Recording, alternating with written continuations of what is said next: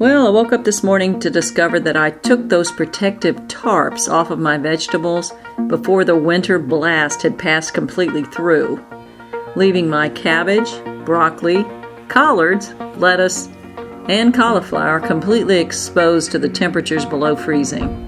The broccoli leaves were covered with frost. The collards, they were frozen solid. The butter crunch lettuce, wilted. So, I did a quick Google search and I found out that adding lukewarm water to the soil could possibly help.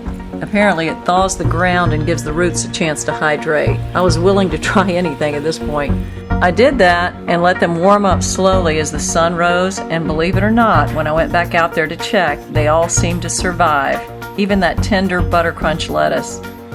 I know I lucked out because that broccoli looks great, and even that little cauliflower plant looks like it's going to make it too.